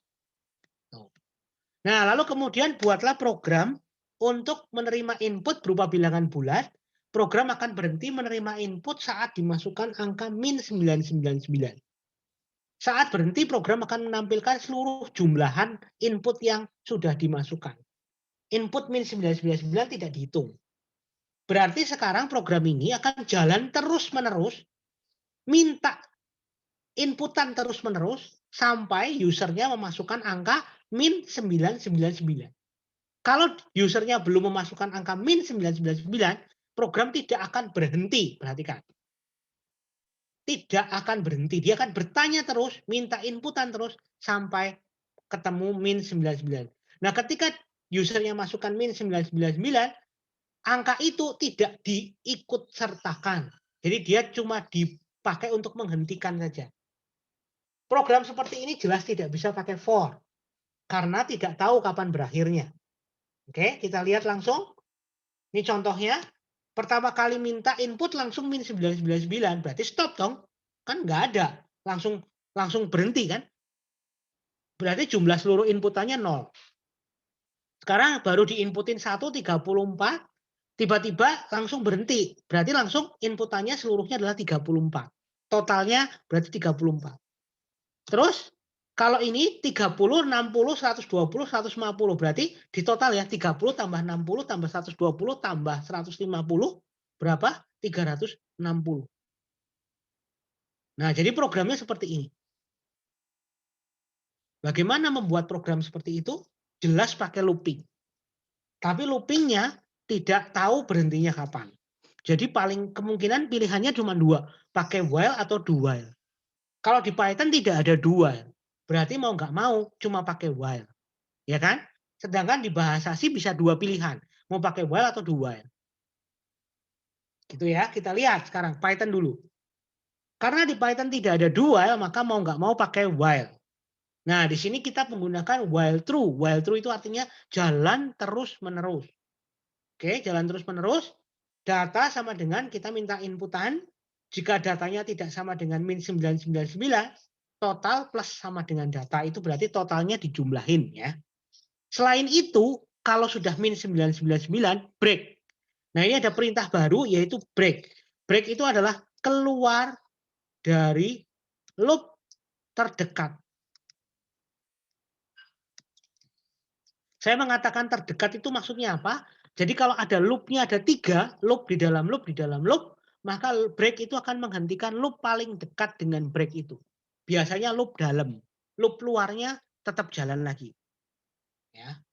Nah, break berarti kalau sudah terpenuhi maka keluar. Nah, setelah itu totalnya ditampilin. Berarti bisa dibilang kalau misalnya angkanya 10, 20, 30 berarti Anda masukin angka 10, totalnya masukkan, tambah 20, 30, tambah 30 sama dengan 60. Berarti totalnya 60 kan? Terus Anda masukin min 999. Nah, terpenuhi toh datanya sudah min 99 maka break. Berarti stop ya. Ini stop, keluar. Nah, kalau sudah keluar tampilkan totalnya adalah 60. Seperti itu. Nanti dicoba di rumah ya. Nah, terus ini yang pakai bahasa C. Kalau pakai bahasa C pakainya do while. Nih, pakainya do while. Karena apa? Karena selalu dikerjakan dulu minimal 1 kali. Ya. Nah, ini berarti Anda minta inputan ya. Kalau inputannya tidak sama dengan min 999, maka dijumlahkan. Selain itu, maka keluar ya. Jadi kalau sudah sama dengan min 999 berarti stop. Berarti while-nya adalah while selama tidak sama dengan. Selama tidak sama dengan min 999 berarti dia kerja terus. Dia loop terus. Nah, di Pascal ada yang mirip dengan do while. Yaitu namanya repeat until. Nah, ini di Pascal. Repeat until. Until itu berarti sampai kan ya. Ulangi terus sampai. Jadi kalau di Pascal justru repeat until I sama dengan min 999. Jadi bedanya di situ. Kalau di Pascal malah repeat until I sama dengan min 999.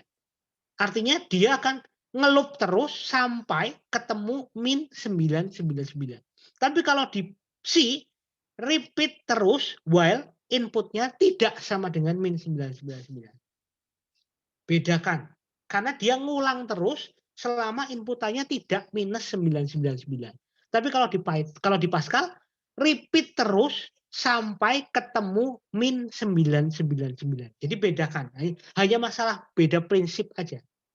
Yang satu ngulang terus selama tidak min 999. Yang satunya ngulang terus sampai ketemu min 999. Nah, itu hanya beda sintaks. Jadi Anda jangan terpaku pada bahasa pemrograman ya teman-teman. Terpakulah pada logika yang harus Anda selesaikan. Jangan sampai Anda bilang, saya cuma bisa Python, saya cuma bisa C, saya hanya bisa ini. Nah, nggak boleh kayak gitu. Bahasa itu hanya tool. Anda mau buka pintu, mau pakai apa? Pakai kunci atau mau pakai linggis, atau mau pakai bor, atau mau pakai pistol, terserah kalian. Adanya apa? Jadi bukan masalah harus pakai kunci, enggak. Buka pintu itu bisa pakai apapun. Ya, sesuai dengan kondisinya. Jadi kalau Anda ketemunya pakai bahasa Pascal, ya pakailah Pascal. Adanya Pascal. Berarti Anda harus menyesuaikan diri dengan Pascal. Kalau Anda pengen pakai C, ya pakailah C. Kecuali ada pilihan bebas, terserah kamu pakai apa. Nah, ini yang paling Anda kuasai apa? Paling mudah apa? Oh, paling gampang pakai kunci. Ya udah buka pakai kunci. Kuncinya ada kok gitu. Enggak ada kunci, lalu gimana? Oke, jelas ya. Jadi bahasa itu hanya merupakan tool. Yang penting logikanya. Lalu kemudian nih contoh keempat adalah buat program untuk tebak angka. Tebak angka ini game ya, bisa dibilang game. Jadi kita harus menebak, usernya harus menebak dari angka range 1 sampai 200 atau 1 sampai X gitu ya. Terus kemudian kalau asal nebak kan namanya orang pertama kali nebak kan mungkin asal-asalan. Nah ketika pertama kali nebak ternyata kelebihan, maka program akan menampilkan tebakan Anda terlalu besar, atau kalau terlalu kecil, maka program Anda akan menampilkan program terlalu kecil. Tebakan Anda terlalu kecil. Kalau benar, maka tampilkan benar. Nah, ini contohnya. Nebak, kita pura-pura nebak. 50. 50 ternyata terlalu kecil. Oh, kalau terlalu kecil berarti saya naikkan. 100, dia bilang. Kita nebak 100. Lalu programnya bilang, terlalu besar. Oh, 100 terlalu besar, 50 terlalu kecil. Oke, 75. Misalnya gitu. Oh, terlalu besar juga misalnya atau terlalu kecil. Nah, ternyata di sini 90 terlalu kecil katanya. Karena 90 terlalu kecil berarti antara 90 sampai 100 dong. Ya kan? Kita coba lagi 95. Ternyata 95 terlalu kecil. Oh, berarti makin menyurut lagi 95 sampai 100. Coba kita 98. Ternyata benar. Jadi, program pertama kali merandom angka. Ya, misalnya dari 1 sampai 100, dari 1 sampai 10, atau dari 1 sampai 200. Terserah. Di dalam Python Anda cukup menggunakan random int. Ini bisa diganti-ganti misalnya gini ya. Terus kemudian karena di Python tidak ada do while, maka Anda pakai while true ya. Lalu Anda minta tebakan inputan dari user. Jika tebakan itu sama dengan angka yang di random, maka tampilkan benar. Setelah itu break. Break itu berarti keluar dari perulangan ini. Kalau tebakannya lebih besar dari angka yang di random, maka bilang terlalu besar. Kalau tebakannya kurang dari angka, maka terlalu kecil. Cuma kayak gitu toh program. Tapi di sini kita lihat bahwa perulangan ini akan jalan terus-menerus sampai benar. Tidak bisa pakai for. Nah, kalau Anda pengen meningkatkan game ini, Anda bisa tambahi nyawa. Jadi Anda boleh menebak misalnya 5 kali. Kalau udah lebih dari 5 kali mati gitu, game over. Nah, Anda tinggal nambahin nyawa di sini. Ya, nyawanya gimana? Jadi kalau Anda nebak salah, nyawanya dikurangi 1. Nebak salah, nyawanya kurangi 1. Kalau nyawanya sudah 0, tebakannya belum benar, maka game over. Nah, gitu ya. Boleh ya pakai cara kayak gitu. Nah, ini Anda bisa tambahkan bagaimana nambahin nyawa. Ini game sederhana tapi ya Anda bisa kembangkan. Silakan nanti dipelajari ya. Bahasa C juga sama ya, cuma bedanya di bahasa C ini pakai library khusus ya untuk randomnya. Nanti Anda pelajari. Oke, saya lanjutkan ke perulangan yang berikutnya, yaitu tentang perintah break dan continue. Perintah break ini dipakai untuk menghentikan perulangan pada suatu kondisi tertentu. Ya, jadi seperti yang tadi kita ketahui, contohnya jika terpenuhi suatu kondisi maka break. Berarti stop kan, keluar. Nah, bedanya kalau continue bukan melanjutkan, tapi men-skip. Saya kasih langsung ke contoh. Ini contoh yang pertama, break. Ya, saya akan looping dari 1 sampai 999. Oke. Terus saya tampilin angkanya. Ya, jadi nampilin dulu. 1, 2, 3, 4, 5, 6, 7, 8, 9, 10. Pada saat I-nya 10, break. Berarti ditampilin dulu angka 10, terus stop. Berarti tampilannya adalah 1 sampai 10 di layar. Ya, 1 sampai 10. Tidak jadi sampai 1000 maksudnya. Karena sudah di break. Nah, beda dengan yang kedua, di sini print-nya di bawah. Perhatikan, ini cuma mindah print aja. Berarti tampilannya gimana? 1, 2, 3, 4, 5, 6, 7, 8, 9. Pas 10, break duluan. Berarti tidak jadi ngeprint. Jadi perintah di bawah break tidak akan dikerjakan. Jadi tampilannya 1 sampai 9. Kelihatannya sepele, tapi ini pengaruh. Jadi letak Anda menampilkan output itu pengaruh. Atau letak Anda meletakkan perintah itu pengaruh.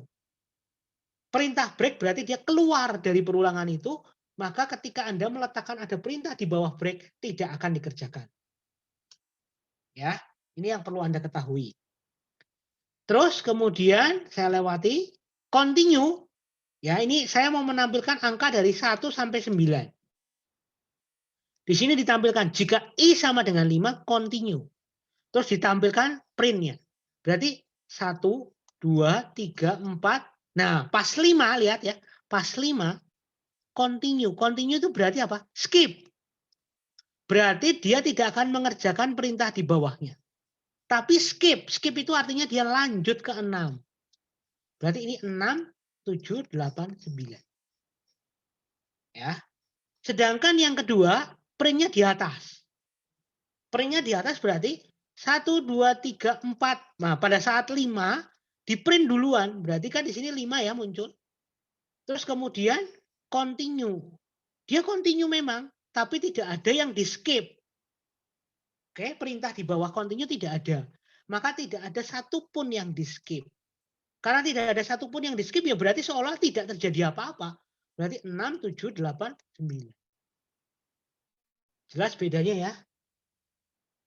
Jadi kalau continue, di bawahnya nggak ngapa-ngapain, ya kayak nggak ada gunanya. Pertanyaan saya adalah kapan saya pakai continue? Kalau break jelas. Break itu kan buat menghentikan perulangan, berarti kan jelas ya. Contoh kasusnya tadi sudah ada. Continue buat apa? Skip itu buat apa? Saya pernah mengalami. Contohnya adalah pada saat saya memproses suatu matriks. Matriks itu kan angka gini ya misalnya. 1, 2, 3, 4, 5, 6, 7, 8, 9. Nah, saya mau men-skip ketika saya menghitung ini. Ketika saya punya diagonal ya, diagonal matrik. Jadi pada saat saya ketemu diagonal matrik, saya tidak akan memprosesnya. Saya skip gitu. Jadi perulangannya masih jalan, tapi saya harus men-skip bagian-bagian perulangan tertentu tanpa keluar dari looping. Nah, itu saya pernah mengalami, saya menggunakan continue di sini. Selain pengolahan matrik, Anda mungkin pernah nanti akan ketemu di pengolahan citra digital atau image processing misalnya. Nah, di dalam image processing mungkin ada pixel-pixel tertentu yang mau Anda skip. Jadi tidak diproses. Misalnya pixel-pixel di pinggir, pixel-pixel di tengah, atau pixel-pixel di mana misalnya warnanya hitam misalnya, tidak mau diproses. Dibiarin. Nah, caranya gimana? Padahal kita berada dalam looping. Nah, Anda bisa menggunakan continue. Mungkin sekarang belum tahu ya. Nanti suatu saat Anda akan bisa memanfaatkan continue. Oke, seperti itu. Lalu kemudian bagian berikutnya adalah tentang kasus lain. Yaitu barisan bintang. barisan bintang. Coba, Anda diminta untuk menampilkan program dengan output sebagai contoh berikut.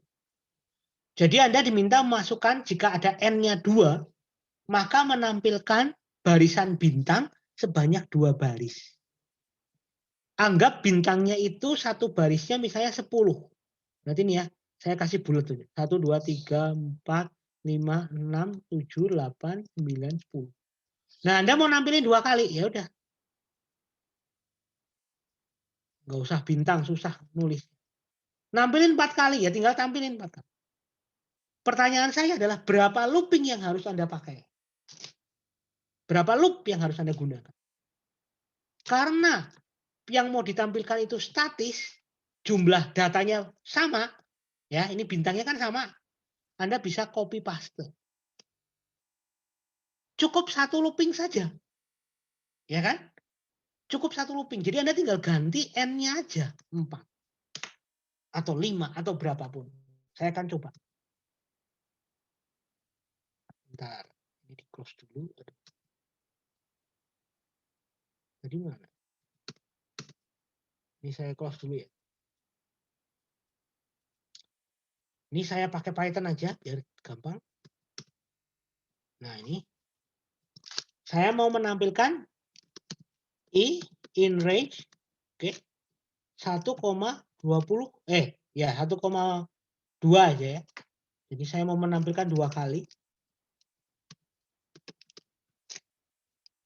2 Gapatma.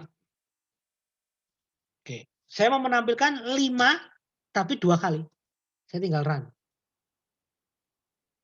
Nah, selesai. Bintangnya udah keluar nih 2 kali. Saya mau menampilkan 10. Oke ya, tinggal 10. Gampang ya. Cukup 1 looping. Nah, 10. Karena jumlahnya sama. Ya enggak? Karena jumlahnya sama. Sekarang bagaimana caranya Anda menampilkan ini? Kasusnya sekarang ganti. Nah, bagaimana kalau Anda harus menampilkan barisan bintang, tapi jumlah bintangnya beda-beda? Kalau barisnya sama kayak tadi nih, yang ini mudah. Tinggal di copy paste selesai. Ya kan? 1 kali jalan selesai. Nah, pertanyaannya bagaimana menampilkan seperti ini?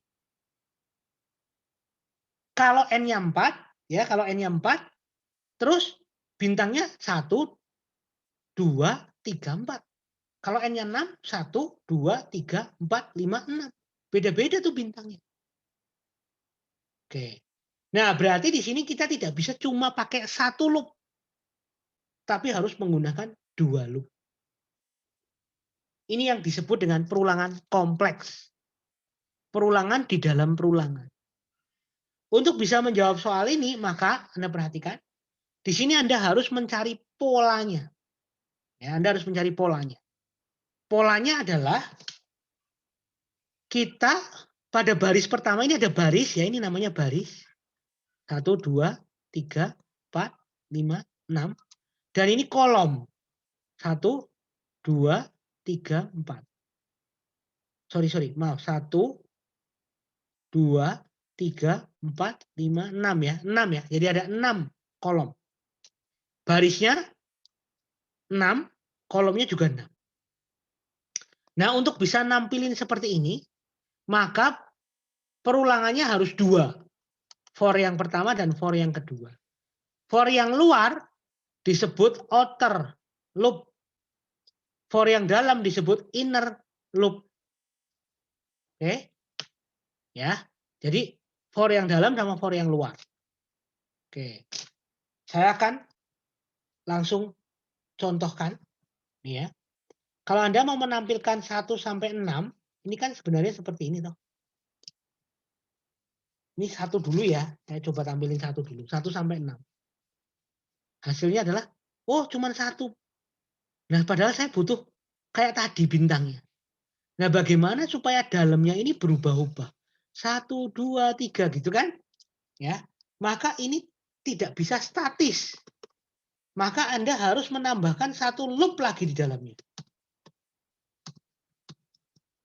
Nah seperti ini. supaya bintangnya itu dinamis. Ya, jumlah bintangnya dinamis maksudnya. Nah, bagaimana? Sejumlah apa? Ya kan, sejumlah apa bintangnya? Oke. Kalau ini saya buat n, ya, n-nya itu berarti kita misalnya n-nya 6 ya. Saya buat n sama dengan 6. Ini. Maka ini berarti kita mulai dari berapa? Dari 1 sampai n plus 1 ya. Mulai dari 1 sampai 6 kan? 1 sampai 6. Lalu kemudian yang bawah berarti mulai dari apa? Kita lihat polanya. Pertama 1, yang kedua 2, yang ketiga 3, 4 gitu. Berarti ada bergerakan ya. 1, 2, 3, 4. Oke, berarti ini kita mulai dari berapa? Mulai dari 1 sampai yang pertama dia nampilin 1. Berarti n. Ya kan? N-nya 1 toh. Sorry, kok n? Saat I. I plus 1.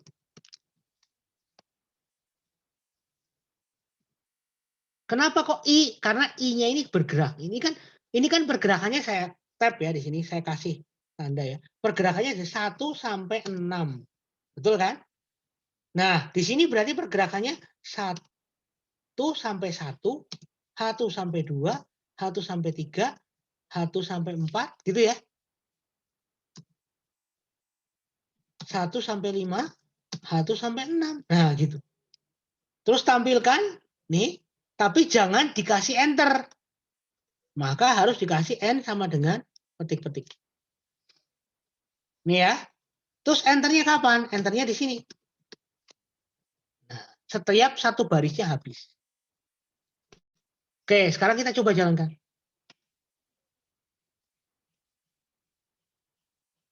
Nah, 1, 1, 2, 1, 2, 3, 1, 2, 3, 4, 1, 2, 3, 4, 5, 1, 2, 3, 4, 5, 6. Kok bisa gitu, Pak? Nah, mari kita lihat, kita bahas satu persatu. Saya tulis di sini, pada saat I-nya sama dengan 1, ya maka J-nya sama dengan 1 sampai I plus 1. Berarti sampai dengan 1 plus 1 kan? Berarti sama dengan 2, 1 sampai 2. Kenyataannya dia jalan sebanyak 1 kali kan? Karena J 1 sampai 2 itu berarti kan 1 kali. Maka bintangnya muncul 1. Nah, pada saat I-nya sama dengan 2, J sama dengan 1 sampai 2 plus 1 kan? Ini ya, sampai 3 ya. Maka sebenarnya dia gerak 2 kali. I-nya sama dengan 3, itu J-nya jalan sampai 1 sampai 3 plus 1 kan? Nanti sampai 4. Nah, 1, 2, 3. Gitu terus. I-nya sama dengan 4, J sama dengan 1 sampai 5. Maka tuh 2, 3, 4, 5. Tuh 2, 3, 4, 5. Nah, terakhir I-nya sama dengan 5. J sama dengan kok benar ya? 1 2, 1 2, 3, 1 2, 3. Oh, ini 4 ya, sorry. Di sini sampai 1 sampai 6. Tuh 2, 3, 4, 5. Terus terakhir I sama dengan 6, J sama dengan 1 sampai 7. Maka tuh 2, 3, 4, 5, 6. Nah. Gitu ya.